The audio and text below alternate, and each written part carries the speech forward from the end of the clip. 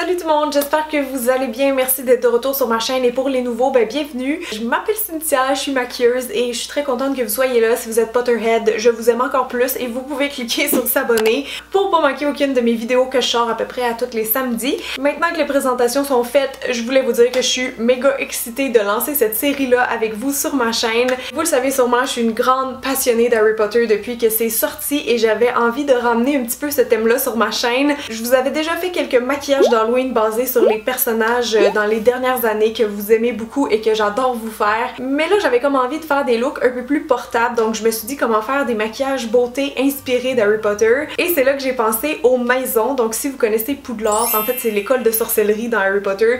Ils ont 4 maisons, donc les élèves sont divisés dans ces 4 maisons-là qui sont Poufsouffle, Sterdaigle, Gryffondor et Serpentard. J'ai commencé aujourd'hui, oui, avec le plus facile, Gryffondor, mais surtout parce que je pense que c'est la maison la plus connue des 4. Donc le concept est vraiment simple, je veux vous faire des maquillages inspirés des 4 maisons, donc qui ont toutes leurs couleurs propres, et Gryffondor c'est le doré et le rouge. J'espère que vous aimez, si c'est le cas, n'oubliez pas de me laisser tout de suite un petit pouce en l'air, et moi j'ai une question pour vous juste avant de partir sur le tuto. J'aimerais que vous votiez pour la prochaine maison, quelle prochaine maison vous aimeriez que je fasse, donc laissez-moi ça en commentaire. Donc c'est pas mal ça, si jamais vous aimez ce que vous voyez, ben restez là parce que c'est parti!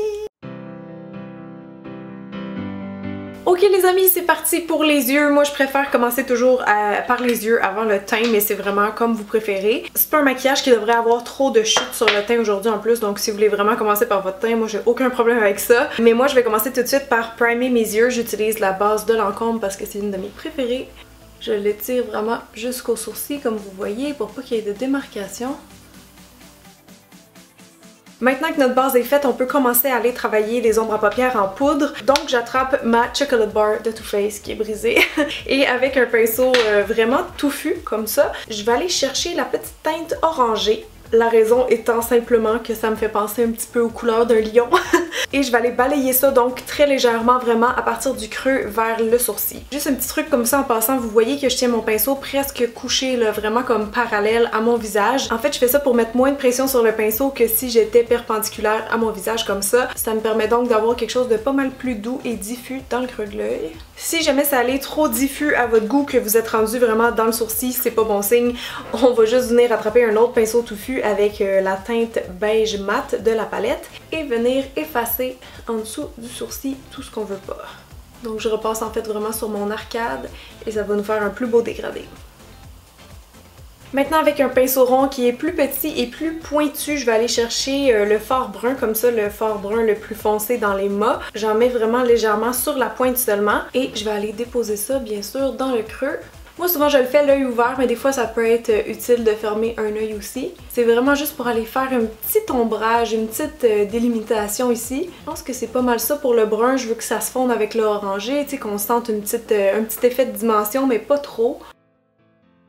Maintenant on est rendu au doré que je vais aller placer sur la paupière mobile. C'est sûr que j'allais intégrer du doré à quelque part là-dedans. Là, c'est en plein dans les couleurs de Gryffondor. Puis ça tombe trop bien parce que la semaine passée, je suis allée m'acheter cette nouvelle ombre à paupières liquide là de Stila. C'est les Shimmer and Glow et moi je l'ai pris dans la teinte Starlight. J'ai vraiment craqué pour ce couleur là parce que c'est comme un petit doré pâle. Mais si jamais vous avez pas de produit comme ça, c'est pas grave, il y en a un petit doré dans la Chocolate Bar. Ce produit là en fait c'est vraiment comme une encre pour les yeux, donc c'est un peu particulier si vous voulez avoir un effet intense, quelque chose de cut crease, c'est vraiment idéal, mais c'est pas mon cas aujourd'hui, donc je vais l'appliquer en partant des cils vers le creux, mais je vais pas toucher le creux parce que là, à cet endroit-là, je veux dégrader un petit peu, juste comme estomper en fait le trait que j'aurais sinon. Donc c'est parti. Wouhou! Vous voyez comment c'est genre opaque et lumineux, c'est tellement beau. Et pas plus haut que ça, je vais prendre tout de suite un pinceau propre, où est-il? Et doucement, je vais juste comme estomper un peu le trait là, qui est déjà en train de se former en séchant. Allô cocotte! Salut ma petite Lily! Wow! Wow! Non, t'as la queue dorée! Je pense que c'est pas pire comme ça, je vais le laisser sécher complètement puis je viendrai refaire une dernière couche, tu sais, vraiment impeccable.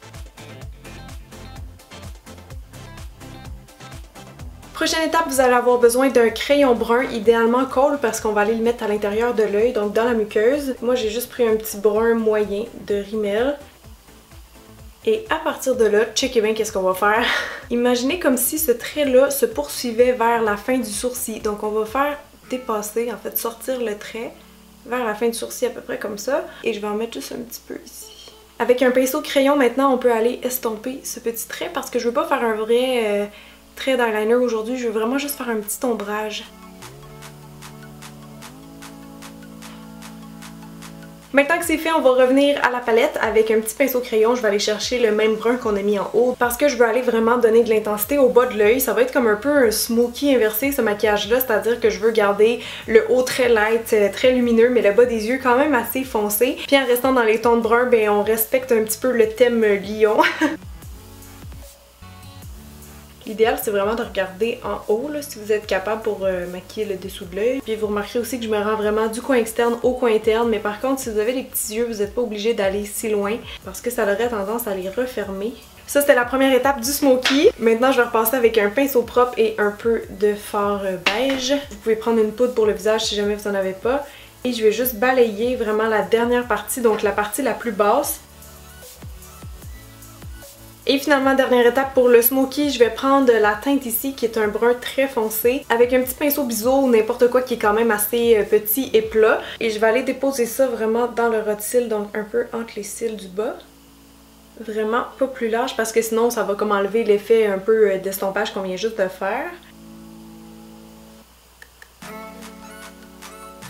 Dernière étape maintenant pour les ombres à paupières, je vais prendre un petit peu du beige mat avec un petit pinceau et je vais simplement mettre ça au coin interne pour l'illuminer un petit peu.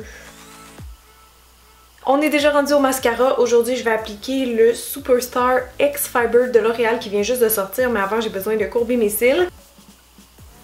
C'est un mascara qui a deux côtés parce qu'il faut commencer par appliquer la base en premier. Donc numéro 1, c'est une petite base teintée noire qui semble s'appliquer assez bien. C'est mon deuxième test avec. Ah oui, puis c'est vrai, je vais aussi peigner mes cils un peu comme vers l'extérieur. Ça va faire un autre style de ce que je fais d'habitude. Donc vous pouvez comme déjà commencer avec la base.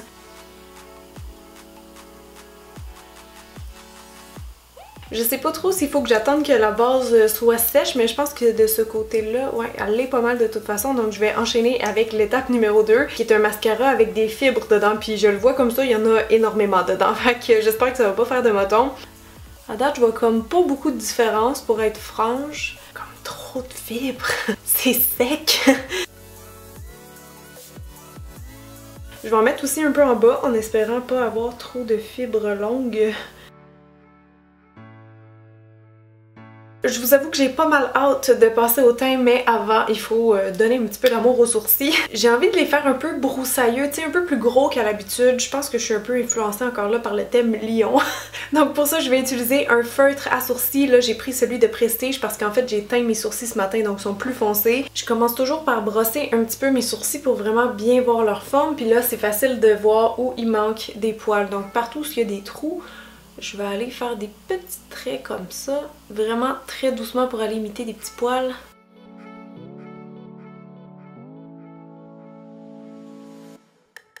Là, je vais juste repasser aussi un peu avec le stylat pour avoir un meilleur mélange de tons si on veut.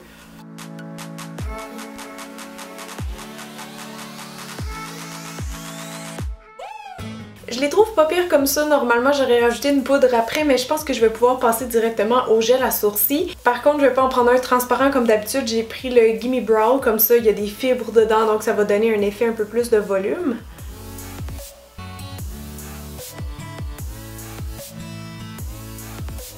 Bon, alors j'ai démaquillé qu'est-ce qui était tombé sous mes yeux. On peut maintenant passer au teint. Je vais y aller directement avec le fond de teint. C'est encore mes premiers tests avec ce fond de teint-là, mais je vous avoue que je l'aime déjà beaucoup. C'est le Lasting Finish 25 heures de Rimmel. Je suis pas sûre que je vais porter mon maquillage pour 25 heures, mais merci de l'offrir. Ça vient avec un petit applicateur mousse comme ça, assez rigolo, mais pour vrai, moi je trouve ça vraiment pratique. Donc je pars du centre de mon visage et je le badigeonne de fond de teint. Pour l'estomper, des fois je prends mes doigts, mais pour aller plus vite, je vais prendre un de mes pinceaux brosse en fait comme ça de Looky Brush. Donc c'est très simple, je fais juste des petits mouvements comme ça et tout s'estompe comme un charme. Je l'aime le fond de teint parce qu'il est vraiment léger, genre on sent pas du tout qu'on porte quelque chose sur le visage, il sent bon. Puis il y a une couvrance vraiment modulable avec un fini quand même assez mat. Je sais pas pourquoi, mais pour ce look là, je voyais pas comme un teint super glowy, je voulais juste un petit teint de porcelaine genre parfait, tu sais, mat. Donc ce fond de teint là est vraiment bien pour ça.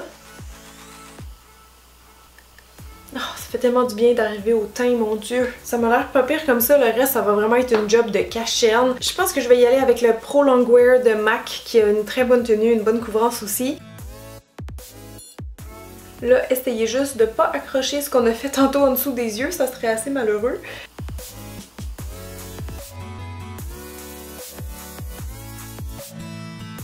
Une fois que vous êtes satisfaite de votre job de correction et de camouflage, on peut venir fixer avec une poudre. Moi ces temps-ci j'aime beaucoup la nouvelle de Make Up Forever. C'est quoi son nom? C'est la Ultra HD Poudre Compacte Micro Finition. Donc je vais la prendre avec un petit pinceau comme ça et je vais aller setter le cache-cerne sous mes yeux.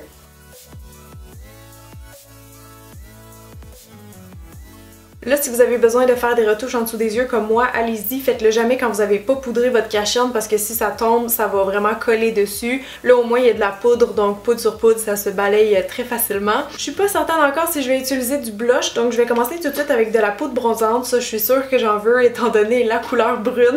Je vous dis, c'est pas des jokes, hein. Moi, quand je fais un thème, je reste dedans jusqu'à la fin. Donc, un peu de poudre bronzante mat avec un pinceau stippling comme ça, je vais venir passer ça doucement sur les contours de mon visage, comme réchauffer un petit peu mon teint.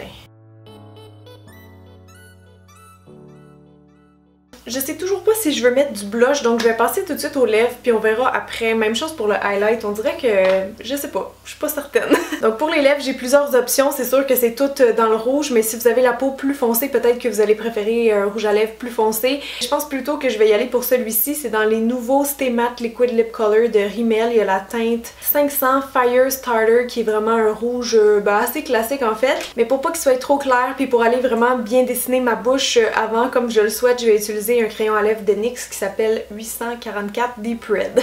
Donc je pourrais plus parler, je vais juste commencer par aller tracer ma bouche en entier avec ça et mettre le crayon vraiment partout sur mes lèvres pour faire une bonne base d'adhésion à ce rouge à lèvres là.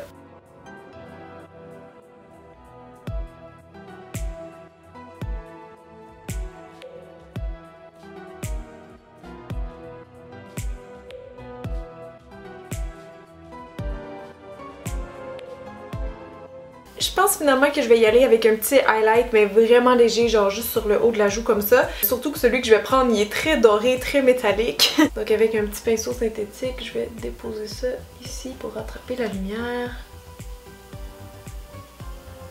Bon ben c'est pas mal ça tout le monde, j'espère vraiment que vous avez aimé le look. Si c'est le cas, n'oubliez pas de me laisser un petit pouce en l'air avant de partir, de me laisser un commentaire comme toujours et de vous abonner. J'ai vraiment hâte de savoir ça va être quoi la prochaine maison que vous allez me demander. Pouf souffle, sœur d'aigle, serpentard.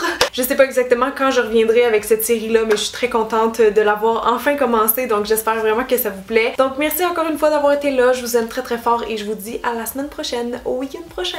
Bye!